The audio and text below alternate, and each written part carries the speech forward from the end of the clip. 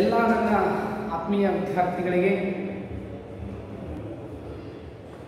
ಸಾಮಾನ್ಯ ಜ್ಞಾನ ವಿಷಯಕ್ಕೆ ಸಂಬಂಧಿಸಿದಂತೆ ಇಂದಿನ ಒಂದು ಅವಧಿಯಲ್ಲಿ ಸಾಮಾನ್ಯ ಜ್ಞಾನ ಎಂಬತಕ್ಕಂತಹ ವಿಷಯ ಎಲ್ಲ ವಿಷಯಗಳಲ್ಲಿಯೂ ಸಹಿತ ಅಡಗಿಕೊಂಡಿದೆ. ಕನ್ನಡ ವಿಷಯ ಇರಬಹುದು, ಸಮಾಜ ವಿಜ್ಞಾನದಲ್ಲಿ ಬರ್ತಕ್ಕಂಥ ಇತಿಹಾಸ, ಪೌರಾಣಿಕ ಇರಬಹುದು, ಭೂಗೋಳಶಾಸ್ತ್ರ ಇರಬಹುದು, ಅರ್ಥಶಾಸ್ತ್ರ ಇರಬಹುದು, ವ್ಯವಹಾರ ಅಧ್ಯಯನ ಇರಬಹುದು, ವಿಜ್ಞಾನ ವಿಷಯ ಇರಬಹುದು, ಗಣಿತ ಇರಬಹುದು, ಇಂಗ್ಲಿಷ್ ವಿಷಯ ಇರಬಹುದು. ಹೀಗೆ ಎಲ್ಲ ವಿಷಯಗಳಲ್ಲಿಯೂ ಸಹಿತ ಸಾಮಾನ್ಯ ಜ್ಞಾನ ಎಂಬತಕ್ಕಂತಹ ವಿಷಯ ಅಡಗಿಕೊಂಡಿದೆ. ಇಂದಿನ ಸ್ಪರ್ಧಾತ್ಮಕ ಯುಗದೊಳಗ, ಸ್ಪರ್ಧಾತ್ಮಕ ಜಗತ್ತಿನೊಳಗ ಎಷ್ಟೇ ಸಾಮಾನ್ಯ ಜ್ಞಾನ ಇದ್ರೂ ಸಹಿತ, ಎಷ್ಟೇ ಜನರಲ್ ನಾಲೆಜ್ ನಮಗೆ ಗೊತ್ತಿದ್ರೂ ಸಹಿತ ಇಂದಿನ ಮಟ್ಟಕ್ಕೆ ಅದು ಸರಿಸಾಟಿ ಅಲ್ಲ. ನಾವು ಹೆಚ್ಚು ವಿಷಯಗಳನ್ನ ಅರ್ಥಕೋಬೇಕು, ಹೆಚ್ಚು ಜ್ಞಾನವನ್ನ ಸಂಪಾದಿಸ್ಕೋಬೇಕು. ಒಂದೇ ವಿಷಯದ ಕುರಿತು ಸಮಗ್ರ ಜ್ಞಾನವನ್ನ ಇಟ್ಕೊಳ್ಳೋದ್ರ ಜೊತೆಗೆ ಹಲವಾರು ವಿಷಯದ ಜ್ಞಾನವನ್ನು ನಾವು ಪಡೆದದ್ದೇ ಆದರೆ ನಾವು ಎಂತಹ ವಿಷಯವನ್ನು ಬೇಕಾದರೂ ಸಹಿತ ಕರಗತ ಮಾಡ್ತೀವಿ. ಇಲ್ಲಿ ನಾನು ಇವತ್ತು ಸಾಮಾನ್ಯ ಜ್ಞಾನ ವಿಷಯ ಸಂಬಂಧಪಟ್ಟಂತೆ ಕಳೆದ ಅವಧಿಯಲ್ಲಿ ಭಾರತಕ್ಕೆ ಸಂಬಂಧಿಸಿದಂತಹ ಹಲವಾರು ಮಹತ್ವಪೂರ್ಣವಾದಂತಹ ವಿಷಯಗಳನ್ನ ನೀವು ತಿಳ್ಕೊಂಡಿದ್ದೀವಿ. ಭಾರತಕ್ಕೆ ಭಾರತ ಎಂಬ ಹೆಸರು ಹೇಗೆ ಬಂತು, ಭಾರತದಲ್ಲಿರ್ತಕ್ಕಂಥ ಪರಿಪೂರ್ಣವಾಗಿರ್ತಕ್ಕಂಥ ಮಾಹಿತಿಗಳು ಏನಿತ್ತು, ಭಾರತದ ಪೂರ್ವದ ರಾಜ್ಯ ಯಾವುದು, ಪಶ್ಚಿಮದ ರಾಜ್ಯ ಯಾವುದು, ಉತ್ತರದ ಯಾವುದು, ದಕ್ಷಿಣದ ಯಾವುದು, ಅಲ್ಲಿರ್ತಕ್ಕಂಥ ಪ್ರದೇಶ ಯಾವುದು, ಎಷ್ಟು ವಿಸ್ತೀರ್ಣವನ್ನು ಭಾರತ ಹೊಂದೈತಿ, 15,200 ಕಿಲೋಮೀಟರ್ ಗಡಿ ವಿಸ್ತೀರ್ಣ ಹೊಂದೈತಿ. ಅದರಲ್ಲಿ 7,514 ಕಿಲೋಮೀಟರ್ ಜಲಗಡಿಯನ್ನ, 1,600 ಕಿಲೋಮೀಟರ್ ಕರಾವಳಿ ಪ್ರದೇಶವನ್ನ, ಹೀಗೆ ಹಂತ ಹಂತವಾಗಿ ಭಾರತ ಯಾವೆಲ್ಲ ರೀತಿಯಾಗಿ ತನ್ನ ಗಡಿಯನ್ನ ಯಾವೆಲ್ಲ ರಾಷ್ಟ್ರದ ಜೊತೆಗೆ ಹಂಚಿಕೊಂಡಿದೆ. ಅಫ್ಘಾನಿಸ್ತಾನ ಇರಬಹುದು, ಪಾಕಿಸ್ತಾನ ಇರಬಹುದು, ಮೇಲೆ ಬರ್ತಕ್ಕಂತಹ ಚೀನಾ ಇರಬಹುದು, ನೇಪಾಳ, ಭೂತಾನ್, ಮಯನ್ಮಾರ್, ಬಾಂಗ್ಲಾದೇಶ್, ಹೀಗೆ ನಿರಂತರವಾಗಿ ಯಾವೆಲ್ಲ ದೇಶಗಳ ಜೊತೆಗೆ ಭಾರತ ಗಡಿ ಸಂಪರ್ಕವನ್ನು ಹಂಚಿಕೊಂಡಿದೆ. ಅದೇ ರೀತಿ ಶ್ರೀಲಂಕಾದ ಜೊತೆಗೆ ನಾವು ನೆರೆಯ ಸಮುದ್ರದ ತೀರವನ್ನು ಹಂಚಿಕೊಂಡಿವಿ. ಹಾಗಾಗಿ ಸಮುದ್ರದಲ್ಲಿ ಇರತಕ್ಕಂಥ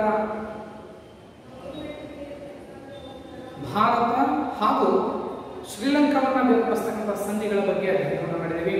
ಹಾಗೂ ಭಾರತ ಮತ್ತು ಚೀನಾದ ಜೊತೆ ಇರತಕ್ಕಂಥ ಗಡಿಯನ್ನ ಯಾವ ಹೆಸರಿಂದ ಕರಿತೀವಿ, ಹೀಗೆಲ್ಲ ವಿವಿಧ ರೀತಿಯಾಗಿರ್ತಕ್ಕಂತಹ ಅಂಶಗಳನ್ನ ನಾವು ಕಳೆದ ಒಂದು ಅವಧಿಯೊಳಗ ಅಧ್ಯಯನವನ್ನ ಮಾಡಿದ್ದೇವೆ. ಇವತ್ತಿನ ಒಂದು ಅವಧಿಯೊಳಗ ಈ ಭಾರತಕ್ಕೆ ಸಂಬಂಧಿಸಿದಂತೆ ಹಲವಾರು ವಿಶಿಷ್ಟವಾಗಿರ್ತಕ್ಕಂಥ ಮಾಹಿತಿಯನ್ನ ಇವತ್ತಿನ ಒಂದು ಅವಧಿಯೊಳಗ ನೋಡೋಣ ಅಂತಕ್ಕಂಥ ಮಾತನ್ನ ಹೇಳಿ, ಭಾರತ 8 ರಾಜ್ಯಗಳ ಮೂಲಕ ಕರ್ನಾಟಕ ಸಂಕ್ರಾಂತಿ ವೃತ್ತ ಹಾದು ಹೋಗಿದೆ. ಇದು ಕರ್ನಾಟಕ ಸಂಕ್ರಾಂತಿ ವೃತ್ತ.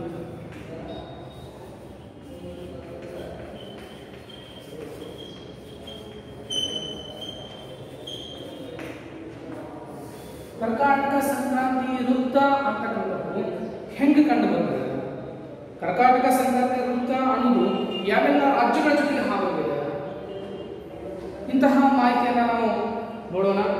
ಹಾಗಾಗಿ ಭಾರತದ ನಕ್ಷೆಯ ವಿಧಾನವನ್ನು ನಾವು ಅರ್ಥಕೊಂಡು ಅಂತಂದ್ರೆ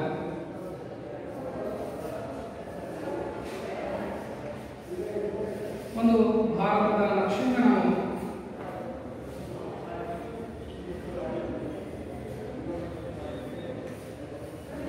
ಒಂದು ವಿಧಾನದ ಮೂಲಕ ಭಾರತ ನಕ್ಷೆಯನ್ನು ತಗೊಂಡಾಗ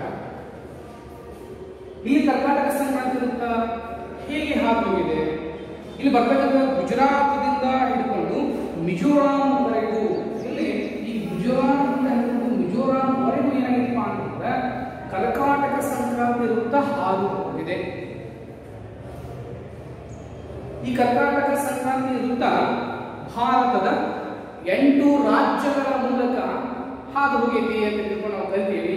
ಅವೆಲ್ಲ 8 ರಾಜ್ಯಗಳು ಯಾವುವು, ಒಂದು ಫಾರ್ಮುಲಾದಿಂದ ನಾವು ಏನ್ ಮಾಡಬಹುದು ಅಂತ ನೆನಪಲ್ಲಿ ಇಟ್ಕೋಬಹುದು. ನಾನು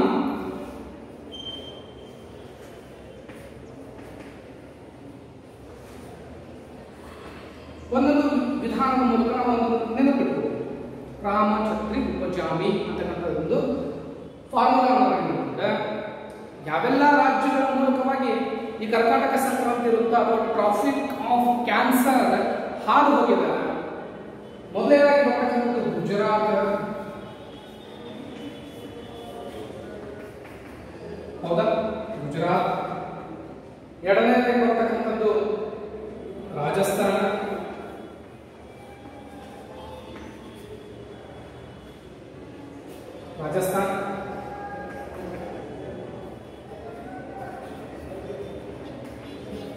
मध्य प्रदेश, छत्तीसगढ़,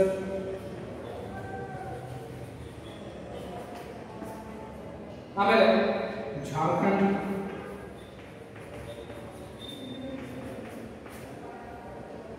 मिजोरम, त्रिपुरा,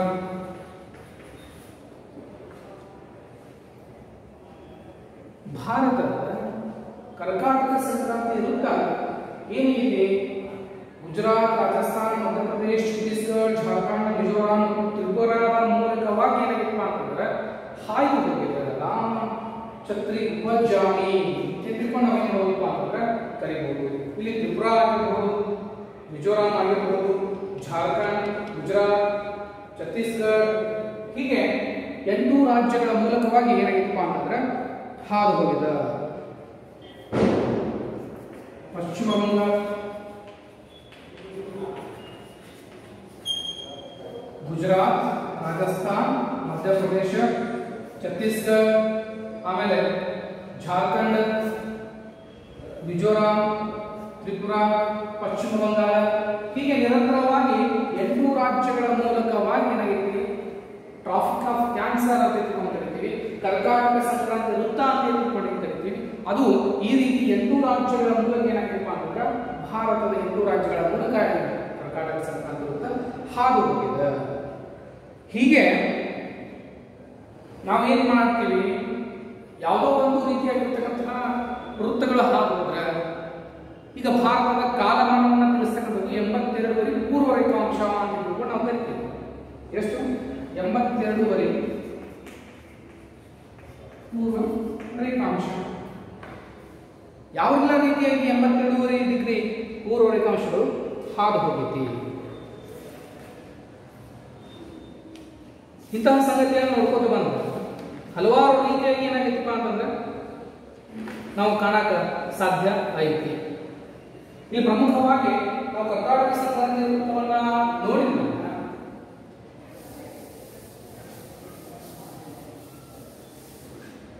ಭಾರತದ ಸಮಯವನ್ನು ನಿರ್ಧರಿಸತಕ್ಕಂತಹ ರೇಖೆ ಯಾವುದು?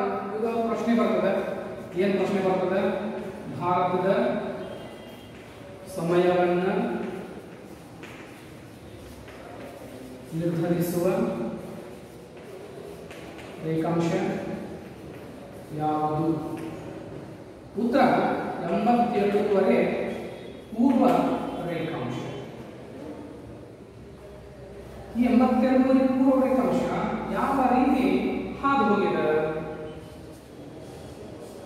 ಭಾರತದ ನಕ್ಷೆಯನ್ನು ನಾವು ಈ ತರ ನೋಡಬೇಕು ಅಂದ್ರೆ ಇಲ್ಲಿ 82 ಡಿಗ್ರಿ ಪೂರ್ವ ರೇಖಾಂಶ ಈ ತರ ಏನಪ್ಪ ಅಂತ ಹಾದು ಹೋಗ್ತದೆ.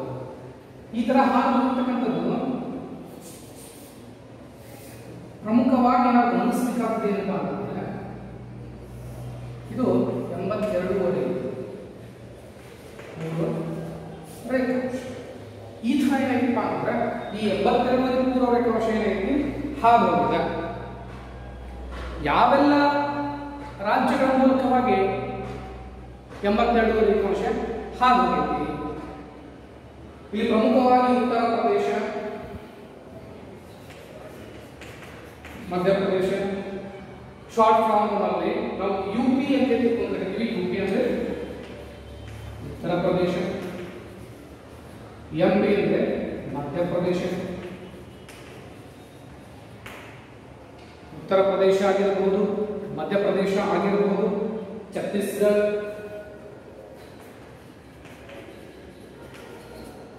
ಒರಿಸ್ಸಾ, ಪ್ರದೇಶ. ಈ 5 ಜಿಲ್ಲೆಗಳಲ್ಲಿ ಅಥವಾ 5 ರಾಜ್ಯಗಳಲ್ಲಿ ಏನಾಗಿತ್ತು ಅಂತಂದ್ರೆ 82 ಪೂರ್ವ ರೇಖಾಂಶ ಭಾರತದ ಕಾಲಮಾನವನ್ನು ತಿಳಿಸ್ತಕ್ಕಂಥ 82 ಪೂರ್ವ ರೇಖಾಂಶ ಏನಾಗಿತ್ತು ಅಂತಂದ್ರೆ ಹಾದು ಹೋಗಿದೆ. ಮಧ್ಯಪ್ರದೇಶ, ಉತ್ತರ ಪ್ರದೇಶ, ಛತ್ತೀಸ್ಗಢ, ಒರಿಸ್ಸಾ ಹಾಗೂ ಆಂಧ್ರ ಪ್ರದೇಶದ ಬರ್ತಕ್ಕಂಥ ಬೆಳೆದಿರ್ತಕ್ಕಂಥ ಕಾಕಿನಾಡ ಪ್ರದೇಶ. ಇಲ್ಲಿ ಪ್ರಮುಖವಾಗಿ ಉತ್ತರ ಪ್ರದೇಶ ಏನಾಗ್ತದೆ ಅಂತಂದ್ರೆ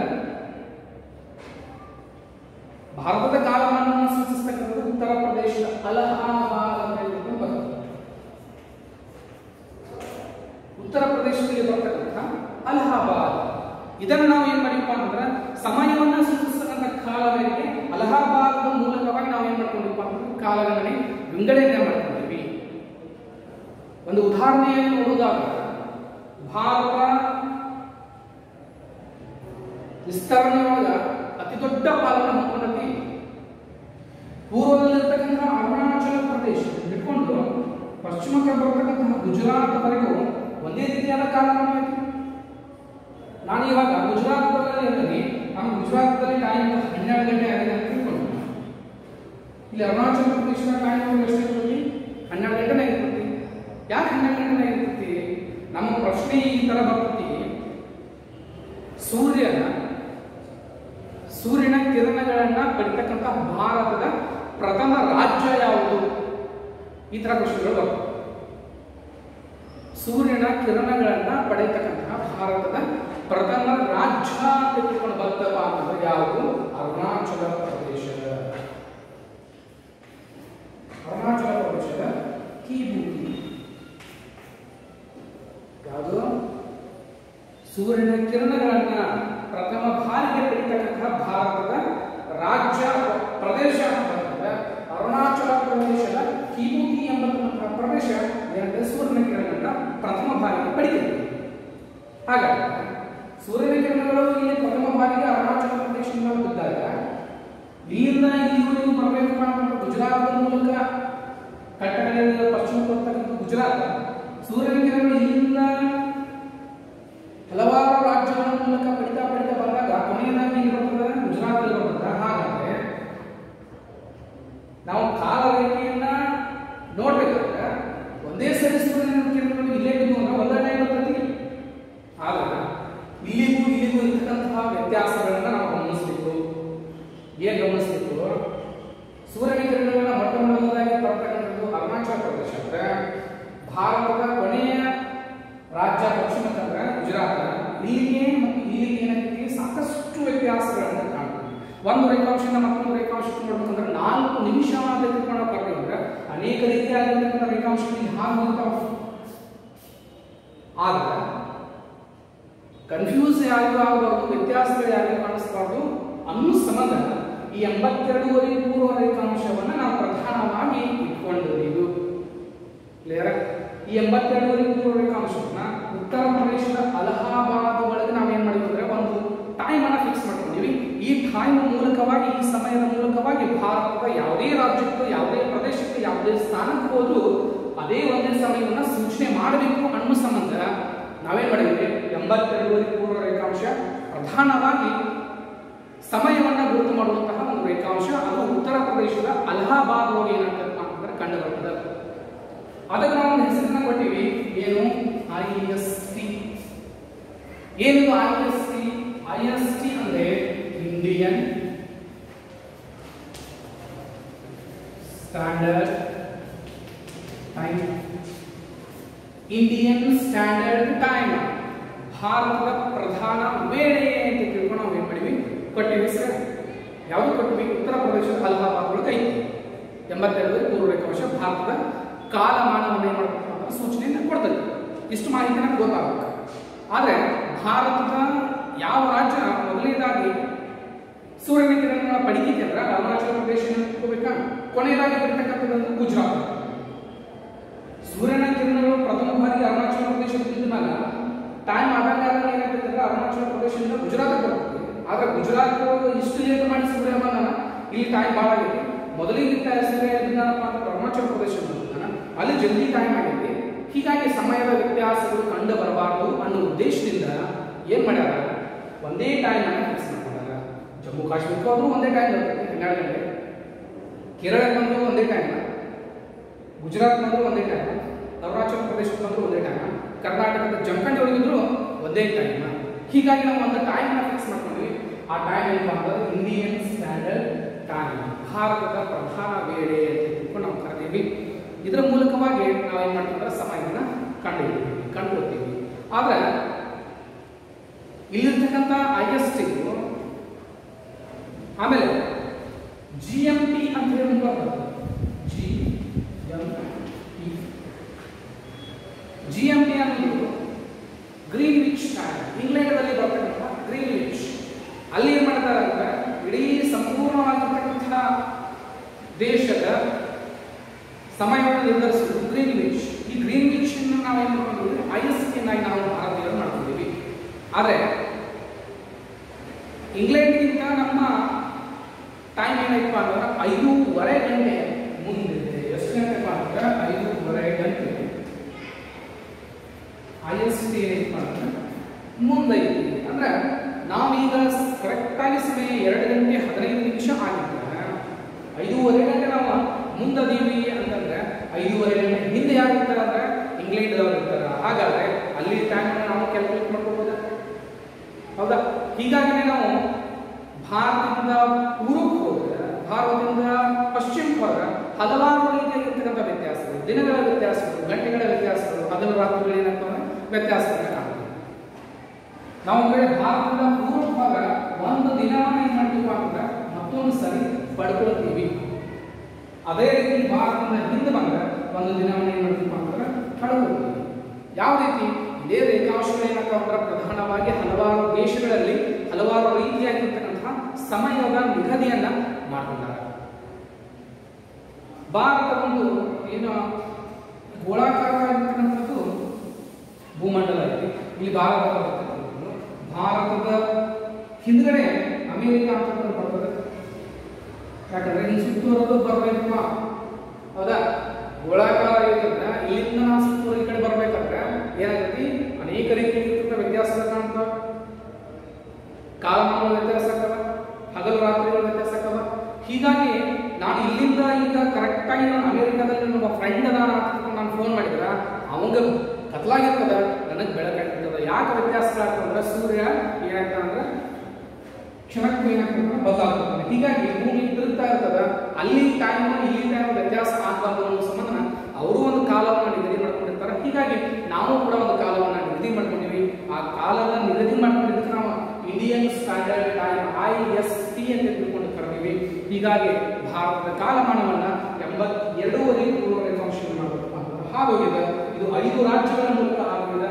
ಉತ್ತರ ಪ್ರದೇಶ ಇರ್ಬೋದು, ಮಧ್ಯಪ್ರದೇಶ ಇರ್ಬೋದು, ಛತ್ತೀಸ್ಗಢ, ಒರಿಸ್ಸಾ ಮತ್ತು ಆಂಧ್ರ ಪ್ರದೇಶದ ಕಾಕಿನಾಡದ ಬಳಿ ಏನಾಗ್ತದೆ ಅಂದ್ರೆ ಈ ಒಂದು ಪ್ರದೇಶ ಏನಾಗ್ತದೆ ಹಾದು ಹೋಗ್ತದೆ ಅನ್ನೋದು ಗೊತ್ತು. ಇಷ್ಟೆಲ್ಲ ನೋಡಿದಾಗ ವಿಸ್ತೀರ್ಣತೆಯೊಳಗ, ಜನಸಂಖ್ಯೆಯೊಳಗ ಯಾವೆಲ್ಲ ಭಾರತದ ರಾಜ್ಯಗಳು ಪ್ರಥಮ ಸ್ಥಾನ ಮತ್ತು ಕೊನೆಯ ಸ್ಥಾನದ ಅಂತ ನೋಡ್ತೀವಿ. ಟೈಮ್ ಅನ್ನು ನಾವು ಕಂಡುಕೊಂಡ ನಂತರ ಯಾವೆಲ್ಲ ರೀತಿಯಾಗಿ ಸಮಯದ ಬದಲಾವಣೆಗಳು ಆಗ್ತಾವ. ಅರುಣಾಚಲ ಪ್ರದೇಶದಿಂದ ಹಿಡ್ಕೊಂಡು ಗುಜರಾತ್ನವರೆಗೂ ಅನೇಕ ರೀತಿಯಾಗಿರ್ತಕ್ಕಂಥ ಬದಲಾವಣೆಗಳನ್ನು ನಾವು ಏನ್ ಮಾಡ್ತೀವಿ ಅಂತಂದ್ರೆ ಕಾಣ್ತೀವಿ. ಅತಿ ಹೆಚ್ಚು ವಿಸ್ತೀರ್ಣ ಹೊಂದಿದ ಭಾರತದ ರಾಜ್ಯ ವಿಸ್ತೀರ್ಣತೆಯೊಳಗೆ ಭಾರತದ ವಿಸ್ತೀರ್ಣತೆಯೊಳಗೆ ಭಾರತ 15,200 ಕಿಲೋಮೀಟರ್ಗಳ ವಿಸ್ತೀರ್ಣತೆಯನ್ನು ಅಂದ್ಕೊಂಡದ ಅನ್ನೋದನ್ನು ನಾವು ಮೊದಲೇ ಯಾವಾಗಲೂ ನೋಡಿವಿ. ಅದೇ ರೀತಿಯಾಗಿ ಈ ವಿಸ್ತೀರ್ಣದೊಳಗ ಭಾರತದಲ್ಲಿ ಏನಾಗಿಪ್ಪ ಅಂತ ಹಲವಾರು ರೀತಿಯಾಗಿರ್ತಕ್ಕಂಥ ವ್ಯತ್ಯಾಸಗಳನ್ನ ಕಾಣ್ತೀವಿ. ಸುಮ್ಮನೆ ನಕ್ಷೆಯನ್ನು ನೋಡಿದರೆ ಹೌದಾ, ವಿಸ್ತೀರ್ಣದೊಳಗ ಭಾರತದಲ್ಲಿ ಪ್ರಥಮ ಸ್ಥಾನ ಪಡೆದ ಯಾವಪ್ಪ ಅಂತಂದ್ರೆ ರಾಜಸ್ಥಾನ ಮೊದಲೇ ಇರುತ್ತೆ. ಹಾಗಾಗಿ ಕೊನೆಯಲ್ಲಿ ಯಾವ್ದು ಇಡೀ ವಿಸ್ತೀರ್ಣದೊಳಗ ದೊಡ್ಡದಾಗಿರ್ತದ ಒಂದು ರಾಜ್ಯ ದೊಡ್ಡದಾಗೈತಿ, ದೊಡ್ಡದೈತಿ. ಅಲ್ಲಿರ್ತಕ್ಕಂಥ ರಾಜ್ಯದ ಸ್ಥಾನಮಾನವನ್ನು ಅಳದಾಗ ಪ್ರದೇಶವಾಗೂ ಜಾಸ್ತಿ ಏನಪ್ಪಾ ಅಂತಂದ್ರೆ ಪ್ರದೇಶವನ್ನು ಒಳಗೊಂಡ ರೀತಿ ಅಂತಂದ್ರೆ ಅದು ರಾಜಸ್ಥಾನ. ಕಡಿಮೆ ವಿಸ್ತೀರ್ಣತೆ ಬಂದಿವಪ್ಪ ಅಂತಂದ್ರೆ ಗೋವಾ. ಇದು ರಾಜಸ್ಥಾನ ಏನಪ್ಪಾ ಅಂತಂದ್ರೆ ಅತಿ ಹೆಚ್ಚು ವಿಸ್ತೀರ್ಣತೆಯನ್ನು ಹೊಂದಿದ, ಅತಿ ಕಡಿಮೆ ವಿಸ್ತೀರ್ಣತೆಯನ್ನು ಹೊಂದಿದ್ದ ಯಾವಪ್ಪ ಅಂತಂದ್ರೆ ಗೋವಾ. ಇದು ವಿಸ್ತೀರ್ಣತೆ ಒಳಗೆ ನಾವು ಅಳಿಯಬಹುದು. ಇನ್ನ ಜನಸಂಖ್ಯೆ ಒಳಗೆ ಬಂದ್ರೆ ಅದು ಜನಸಂಖ್ಯೆ ಒಳಗೆ ಯಾವ್ದು ಅಂದ್ರೆ ಯುಪಿ ಅಥವಾ ಉತ್ತರ ಪ್ರದೇಶ ಏನೈತಿ ಹೆಚ್ಚು. ಉತ್ತರ ಪ್ರದೇಶ ಏನಪ್ಪ ಅಂತಂದ್ರೆ ವಿಸ್ತೀರ್ಣತೆ ಒಳಗೆ ಕಡಿಮೆ ಐತಿ, ಬಟ್ ಅಲ್ಲಿರ್ತಕ್ಕಂಥ ಜನರ ಸಂಖ್ಯೆ ಏನೈತಂದ್ರೆ ಅತಿ ಹೆಚ್ಚಿನ ಪ್ರಮಾಣದೊಳಗೆ ಇಡೀ ಭಾರತವನ್ನು ನಾವು ಪರಿಗಣಿಸಿದಾಗ ಇಡೀ ಭಾರತದೊಳಗನ ಅತಿ ಹೆಚ್ಚು ಜನ ಯಾವ ರಾಜ್ಯದೊಳಗೆ ಉತ್ತರ ಪ್ರದೇಶದೊಳಗೆ ಅತ್ಯಂತ ಹೆಚ್ಚಿನ ಜನ ಏನಾಗ್ಯಾರಪ್ಪ ಅಂತಂದ್ರೆ ಕಂಡು ಬರ್ತಾರೆ. ಅದೇ ರೀತಿ ಅತಿ ಕಡಿಮೆ ಜನ ಇರುವುದು ಏನಪ್ಪ ಅಂತಂದ್ರೆ ಸಿಕ್ಕಿಂ. ಎಷ್ಟು ವ್ಯತ್ಯಾಸಗಳು! ವಿಸ್ತೀರ್ಣದೊಳಗೆ ಕಡಿಮೆ ಪ್ರದೇಶ ಹೊಂದಿದ್ದು ಗೋವಾ ಆಗಿರುತ್ತೆ.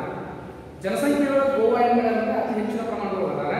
ಹೀಗಾಗಿ ಸಿಕ್ಕಿಂ ಏನಪ್ಪ ಅಂದ್ರೆ ಅತಿ ಕಡಿಮೆ ಜನಸಂಖ್ಯೆಯನ್ನ ಹೊಂದಿರತಕ್ಕಂತಹ ಭಾರತದ ರಾಜ್ಯ. ಇನ್ನ ಕೇಂದ್ರಾಡಳಿತ ಪ್ರದೇಶಗಳು ಬಂದ್ರೆ ಅಂಡಮಾನ್ ನಿಕೋಬಾರ್ ಅತಿ ಹೆಚ್ಚು ವಿಸ್ತೀರ್ಣತೆಯನ್ನು ಹೊಂದಿದೆ.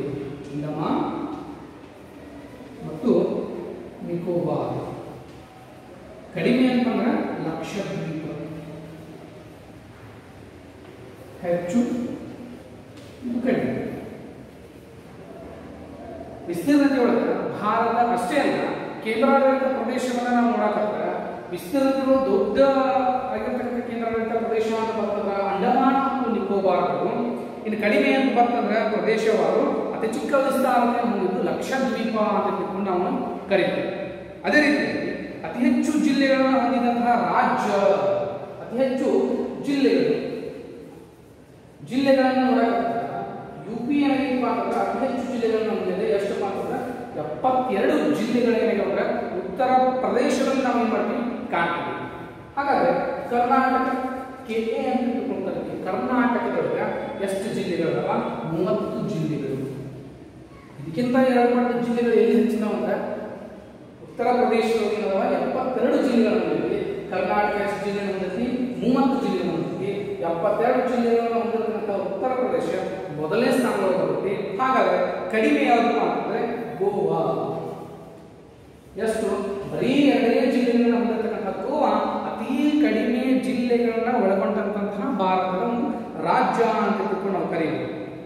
ಹೀಗಾಗಿ ನಾವು ಈ ಜಿಲ್ಲೆಗಳ ವಿಸ್ತಾರವನ್ನ ಅಥವಾ ರಾಜ್ಯಗಳ ವಿಸ್ತಾರವನ್ನ ನೋಡುವುದಾದ್ರೆ ಇಡೀ ನಮ್ಮ ಭಾರತವನ್ನು ಅತ್ಯಂತ ಹೆಚ್ಚಿನ ಪ್ರಮಾಣದ ಭೂಮಿಯನ್ನು ಹೊಂದಿಕೊಂಡಿದ್ದು, ವಿಸ್ತಾರವನ್ನು ಹೊಂದಿಕೊಂಡಿದ್ದು ಒಂದು ರಾಜಸ್ಥಾನದ ಅತಿ ಕಡಿಮೆ ಭೂಪ್ರದೇಶವನ್ನ ಹೊಂದಿಕೊಂಡಿದ್ದು ಗೋವಾ ಎಂಬ ಪ್ರದೇಶವನ್ನು ನೋಡ್ತೀವಿ. ವಿಸ್ತೀರ್ಣತೆಯೊಳಗೆ ನಾವು ಕೇಂದ್ರಾಡಳಿತ ಪ್ರದೇಶವನ್ನ ನೋಡುವುದಾದ್ರೆ ಅಂಡಮಾನ್ ನಿಕೋಬಾರ್ಗಳು ಹೆಚ್ಚು ಪ್ರದೇಶವನ್ನು ಒಳಗೊಂಡಿದ್ರೆ ಲಕ್ಷದ್ವೀಪ ಕಡಿಮೆ ಪ್ರದೇಶವನ್ನು ಹೊಂದಿದೆ. ಇನ್ನು ಜನಸಂಖ್ಯಾವಾರು ನೋಡುವುದಾದ್ರೆ ಉತ್ತರ ಪ್ರದೇಶ ಅತಿ ಹೆಚ್ಚು ಜನರಿರ್ತಕ್ಕಂಥದ್ದು ಉತ್ತರ ಪ್ರದೇಶ, ಅತಿ ಕಡಿಮೆ ಜನಸಂಖ್ಯೆ ಇರ್ತಕ್ಕಂಥದ್ದು ಸಿಕ್ಕಿಂ. ಹೀಗಾಗಿ ಜಿಲ್ಲೆಗಳನ್ನ ಅತಿ ಹೆಚ್ಚು ಹೊಂದಿರುವಂತಹ ಜಿಲ್ಲೆ ಉತ್ತರ ಪ್ರದೇಶ. ಎಷ್ಟರ ಜಿಲ್ಲೆಗಳು? 72. ಅದು ಕರ್ನಾಟಕದಷ್ಟು 30 ಜಿಲ್ಲೆಗಳು. ಹಾಗಾಗಿ ಗೋವಾ ಏನಾಗಿ ಅತಿ ಕಡಿಮೆ ಜಿಲ್ಲೆಗಳನ್ನ ಒಳಗೊಂಡಿರ್ತಕ್ಕಂಥ ಭಾರತದ ಪ್ರದೇಶ ಅಂತ ಕರೀಬಹುದು. ಹೀಗೆ ಭಾರತದ ಸಂಪೂರ್ಣ ಇತಿಹಾಸವನ್ನು ನೋಡುವುದಾದ್ರೆ ಭಾರತ ಏನೈತಿ 15,200 ಕಿಲೋಮೀಟರ್ಗಳವರೆಗೆ ತನ್ನ ವಿಸ್ತಾರತೆಯನ್ನು ಮಾಡಬಹುದಾದ 7,514 ಕಿಲೋಮೀಟರ್ ಜಲಗಡಿಯನ್ನು ಹಂಚಿಕೊಂಡಿದ್ರೆ 1,600 ಕಿಲೋಮೀಟರ್ ಏನೈತಿ ಕರಾವಳಿ ಪ್ರದೇಶವನ್ನು ಹೊಂದಿಕೊಂಡಿದೆ. ಆನಂತರ ಕರಾವಳಿ ಪ್ರದೇಶವಾಗೂ ನಾವು ನೋಡಿರುವ ಅಂತಂದ್ರೆ ಗುಜರಾತ್ ಅತಿ ಹೆಚ್ಚಿನ ಪ್ರಮಾಣದ ಕರಾವಳಿಯನ್ನು ಹೊಂದಿಕೊಂಡಿದೆ. ಅದೇ ರೀತಿ ಗೋವಾ ಅತಿ ಕಡಿಮೆ ಪ್ರಮಾಣದ ಕರಾವಳಿಯನ್ನು ಏನ್ ಮಾಡಿದಪ್ಪ ಅಂತಂದ್ರೆ ಹಂಚಿಕೊಂಡಿದೆ. ಹೀಗಾಗಿ ನಾವು ಸಂಪೂರ್ಣವಾಗಿ ಇದ್ದ ಭಾರತದಲ್ಲಿರ್ತಕ್ಕಂತಹ ವಿಶೇಷವಾದ ಸಂಗತಿಯನ್ನು ನೋಡಿದಾಗ 6,100 ಕಿಲೋಮೀಟರ್ ಗರಿಷ್ಠ ಕರಾವಳಿಯನ್ನು ಹೊಂದಿಕೊಂಡಿದ್ದ ಭಾರತ.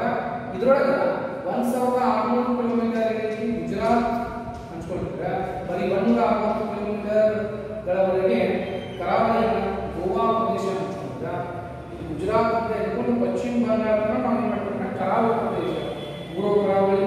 ಕರಾವಳಿ ಅಂತ ಕರಿತೀವಿ, ಪೂರ್ವ ಕರಾವಳಿನ ಕೋರಮಂಡಲ ತೀರ ಅಂತ ತಿಳ್ಕೊಂಡು ಕರೀತಾರೆ, ಪಶ್ಚಿಮ ಕರಾವಳಿನ ಕೊಂಕಣ ತೀರ ಅಂತ ತಿಳ್ಕೊಂಡು ನಾವು ಕರಿತೀವಿ, ಕೇಂದ್ರೀಯ ಕರಾವಳಿ ಕರ್ನಾಟಕದಲ್ಲಿ ಕರಿತೀವಿ. ಹೀಗಾಗಿ ಒಟ್ಟಾರೆಯಾಗಿ ಭಾರತದ ಸಂಪೂರ್ಣ ಒಂದು ಅಧ್ಯಯನಕ್ಕೆ ನಾವು ನೋಡೋದಾದ್ರೆ ಭಾರತದ ಪ್ರಸ್ತುತ ಎಷ್ಟು ಜಿಲ್ಲೆಗಳಿದಾವ, ಭಾರತದ ಪ್ರಸ್ತುತ ಎಷ್ಟು ರಾಜ್ಯಗಳಿದಾವ. ಹಿಂದಿನ ಹೋದ ವರ್ಷದೊಳಗೆ ನಮ್ಮ ಪಠ್ಯಪುಸ್ತಕದೊಳಗೆ ಇರ್ತಕ್ಕಂಥದ್ದು 29 ರಾಜ್ಯಗಳಿದ್ದವು. ಆದ್ರೆ ಈಗ ಎಷ್ಟು ಬರುತ್ತಾ ಪ್ರಸ್ತುತ ಅಂದ್ರೆ 28 ರಾಜ್ಯಗಳು. 28 ರಾಜ್ಯಗಳು. ಕೇಂದ್ರಾಡಳಿತ ಪ್ರದೇಶಗಳ ಸಂಖ್ಯೆ ಎಷ್ಟಿತ್ತು? ಅಲ್ಲಿರ್ತಕ್ಕಂಥ ಕೇಂದ್ರಾಡಳಿತ ಪ್ರದೇಶಗಳ ಸಂಖ್ಯೆ ಎಷ್ಟಿತ್ತು? ಮೊದಲು 6 ಕೇಂದ್ರಾಡಳಿತ ಪ್ರದೇಶಗಳ ಸಂಖ್ಯೆ ಅಂತ ತಿಳ್ಕೊಂಡ್ರೆ ಒಂದು ರಾಷ್ಟ್ರದ ರಾಜಧಾನಿ ದೆಹಲಿ ಅಂತ ತಿಳ್ಕೊಂಡು ಏನ್ ಮಾಡಿದ್ರು, ಕರೆದಿದ್ರು. ಒಟ್ಟಾರೆಯಾಗಿ ಕೇಂದ್ರಾಡಳಿತ ಪ್ರದೇಶಗಳ ಸಂಖ್ಯೆ ಈಗ ಅಂಡಮಾನ್ ನಿಕೋಬಾರ್, ಲಕ್ಷದ್ವೀಪ, ಚಂಡೀಗಢ, ಅದರ ಜೊತೆಗೆ ಪಾಂಡಿಚೇರಿ, ದೀವ್ ದಮನ್, ನಗರ ಹವೇಲಿ, ಪ್ರಸ್ತುತವಾಗಿ ಸೇರ್ಪಡೆಯಾಗಿರ್ತಕ್ಕಂಥದ್ದು ಜಮ್ಮು ಕಾಶ್ಮೀರ, ಲಡಾಖ್. ಹೀಗೆ ನಿರಂತರವಾಗಿ ನಾವು ನೋಡಿದಾಗ ಪ್ರಸ್ತುತ ಕೇಂದ್ರಾಡಳಿತ ಪ್ರದೇಶಗಳ ಸಂಖ್ಯೆ 8 ಕೇಂದ್ರಾಡಳಿತ ಪ್ರದೇಶ ಅಂತ ತಿಳ್ಕೊಂಡ್ರೆ ಇನ್ನೊಂದು ಕೇಂದ್ರಾಡಳಿತ ಪ್ರದೇಶ ಇರ್ತಕ್ಕಂಥದ್ದು ದೆಹಲಿ, ಅದನ್ನ ರಾಷ್ಟ್ರದ ರಾಜಧಾನಿ ಅಂತ ಮಾಡಿದ್ರು ಕರೆದಿದ್ದೀವಿ. ಒಟ್ಟಾರೆ ಕೇಂದ್ರಾಡಳಿತ ಪ್ರದೇಶಗಳ ಸಂಖ್ಯೆ ಅಂತ ಬಂದರೆ 9, ಪ್ರಸ್ತುತ ರಾಜ್ಯಗಳ ಸಂಖ್ಯೆ ಅಂತ ಬಂದರೆ 28 ರಾಜ್ಯಗಳು ಮತ್ತು 9 ಕೇಂದ್ರಾಡಳಿತ ಪ್ರದೇಶಗಳನ್ನು ಹೊಂದಿರುತ್ತಾರೆ. ಬೃಹತ್ ಭಾರತ ನಮ್ಮ ದೇಶ ಸಾಂಸ್ಕೃತಿಕವಾಗಿ ಆಗಿರಲಿ, ಸಾಹಿತ್ಯಿಕವಾಗಿ ಆಗಿರಲಿ, ಜನಜೀವನ ಪದ್ಧತಿಯಲ್ಲೇ ಆಗಿರಲಿ, ಕಲೆ ವಾಸ್ತುಶಿಲ್ಪದಲ್ಲೇ ಆಗಿರಲಿ, ಪ್ರವಾಸಿ ಕೇಂದ್ರದಲ್ಲೇ ಆಗಿರಲಿ, ಮುಂತಾದ ರೀತಿಯಾಗಿ ಆರ್ಥಿಕ ವ್ಯವಸ್ಥೆ ಇರ್ಬೋದು, ಸಾಮಾಜಿಕ ವ್ಯವಸ್ಥೆ ಇರ್ಬೋದು, ಧಾರ್ಮಿಕ ಕ್ಷೇತ್ರಗಳಿರ್ಬೋದು, ಎಲ್ಲದರಲ್ಲೂ ಕೂಡ ಭಾರತ ತನ್ನ ಒಂದು ಮೈಲುಗಲ್ಲನ್ನು ಸಾಧಿಸಿದೆ. ಮೌರ್ಯ ಸಾಮ್ರಾಜ್ಯದಿಂದ ಹಿಡ್ಕೊಂಡು ಮೈಸೂರು ಒಡೆಯರ ಅವಧಿಯವರೆಗೆ ಎಷ್ಟೆಲ್ಲ ರೀತಿಯಾಗಿರ್ತಕ್ಕಂಥ ಇತಿಹಾಸದ ಒಂದು ಪ್ರಮುಖ ರಾಜವಂಶಗಳು, ಮನೆತನಗಳು ಭಾರತವನ್ನು ಆಳ್ವಿಕೆ ಮಾಡಿದರು. ಪಾಶ್ಚಾತ್ಯರು ಭಾರತದ ಮೇಲೆ ದಾಳಿಯನ್ನು ಮಾಡಿ ಭಾರತವನ್ನು ಸಂಪೂರ್ಣವಾಗಿ ಲೂಟಿ ಮಾಡಿ ಭಾರತವನ್ನು ಬರಿದು ಮಾಡಿರ್ತಕ್ಕಂಥ ಸಂಗತಿಗಳನ್ನು ಸಹಿತ ನಾವು ನೋಡಿದ್ವಿ. ಅಚ್ಚರಿಯ ಸಂಗತಿಗಳಿಗೆ ನಮಗೆ ಅಂದ್ರೆ ಭಾರತದೊಳಗದಾವ. ಭಾರತದಲ್ಲಿರ್ತಕ್ಕಂಥ ಅನೇಕ ದೇವಾಲಯಗಳು, ಅನೇಕ ಮಸೀದಿಗಳು, ಅನೇಕ ಚರ್ಚ್ಗಳು, ಧಾರ್ಮಿಕ ಕೇಂದ್ರಗಳು, ಪ್ರವಾಸಿ ಕೇಂದ್ರಗಳಾಗಿ ಏನಾಗ್ಯಾವ ಮಾರ್ಪಟ್ಟು ಅನೇಕ ರೀತಿಯಿರ್ತಕ್ಕಂಥ ಜನರ ಮೂಲೆಗಳಲ್ಲೂ ಸಹಿತ ಜನರನ್ನು ಆಕರ್ಷಣೆ ಮಾಡ್ತಕ್ಕಂಥ ಆಕರ್ಷಣಾ ಕೇಂದ್ರಗಳು ಭಾರತದಲ್ಲಿದ್ದಾವ. ಭಾರತದ ಉತ್ತರಕ್ಕಿರ್ತಕ್ಕಂಥ ಭಾರತದ ಉತ್ತರದ ಹಿಮಾಲಯ ಪರ್ವತಗಳು ಏನಾಗ್ಯಾವ ಭಾರತಕ್ಕೆ ಭದ್ರತೆಯನ್ನು ಮತ್ತು ಸಂರಕ್ಷಣೆಯನ್ನು ಒದಗಿಸವ. ಹೀಗಾಗಿ ಭಾರತದ ಹಿಮಾಲಯ ಪರ್ವತಗಳಿರ್ಬೋದು, ಸರೋವರಗಳಿರ್ಬೋದು, ನದಿಗಳಿರ್ಬೋದು, ಹಿಮಾಲಯ ಪರ್ವತ ಶ್ರೇಣಿಗಳಿರ್ಬೋದು, ಎಲ್ಲವೂ ಕೂಡ ಭಾರತದ ಒಂದು ಮೆರಗನ್ನ ಏನು ಮಾಡಬೇಕು ಹೆಚ್ಚಿಸಾವ. ಇದು ಭಾರತದ ಒಂದು ಸಂಪೂರ್ಣವಾಗಿರ್ತಕ್ಕಂಥ ಮಾಹಿತಿಯನ್ನು ನಾವು ಕಳೆದ ತರಗತಿ ಮತ್ತು ಇಂದಿನ ತರಗತಿಗಳಲ್ಲಿ ಅಧ್ಯಯನವನ್ನು ಮಾಡಿದ್ದೀವಿ. ಇನ್ನು ಇದಕ್ಕೆ ಸಂಬಂಧಪಟ್ಟಂತಹ ಮುಂದುವರಿದ ಭಾಗ ಏನು, ಭಾರತದಲ್ಲಿರ್ತಕ್ಕಂಥ ಹಲವಾರು ರೀತಿಯಾಗಿ ಇರ್ತಕ್ಕಂಥ ನದಿ ವ್ಯವಸ್ಥೆ ಇರ್ಬೋದು, ಹಿಮಾಲಯ ಪರ್ವತ ಶ್ರೇಣಿಗಳು ಇರ್ಬೋದು. ಉತ್ತರ ಭಾರತದ ಹಿಮಾಲಯ ಪರ್ವತ ಶ್ರೇಣಿ ಬರ್ತಾವ, ದಕ್ಷಿಣ ಭಾರತದ ದಕ್ಕನ್ ಪ್ರಸ್ಥಭೂಮಿ ಬರ್ತಾವ, ಕರಾವಳಿ ಪ್ರದೇಶ ಬರ್ತದೆ. ಹೀಗೆ ಒಂದೊಂದು ರೀತಿಯಾಗಿರ್ತಕ್ಕಂಥ ಮಾಹಿತಿಯನ್ನ ಮುಂದಿನ ತರಗತಿಗಳು ನೋಡೋಣ, ಮುಂದಿನ ಅವಧಿಗಳು ನೋಡೋಣ ಅಂತ ತಿಳ್ಕೊಂಡು ಬೇರೆ ವಿಸ್ತೀರ್ಣಗಳಿರ್ಬೋದು, ಜನಸಂಖ್ಯೆಗಳಿರ್ಬೋದು, ಜಿಲ್ಲೆಗಳಿರ್ಬೋದು, ಮುಂತಾದ ರೀತಿಯಾಗಿರ್ತಕ್ಕಂಥ ವ್ಯವಸ್ಥೆಯೊಳಗೆ ಭಾರತ ಈ ರೀತಿ ಸ್ಪಷ್ಟವಾಗಿ ಕಾಣುತ್ತದೆ. ಭಾರತದ 28 ರಾಜ್ಯಗಳು ಪರಿಪೂರ್ಣತೆಯನ್ನು ಪಡ್ಕೊಂಡವ. ಅದೇ ರೀತಿ 9 ಕೇಂದ್ರಾಡಳಿತ ಪ್ರದೇಶಗಳನ್ನು ಹಂಚಿಕೊಂಡದ ಭಾರತ ಅದು ಸಂಪದ್ಭರಿತ ನಾಡಾಗಿ ನಮಗೆ ಏನಾಗ್ತದೆ ಕಂಗೊಳಿಸ್ತದೆ ಅನ್ನತಕ್ಕಂಥ ಮಾತನ್ನು ಹೇಳಿ ಮುಂದಿನ ಅವಧಿಗಳು ಮುಂದಿನ ಒಂದು ವಿಶೇಷವಾದ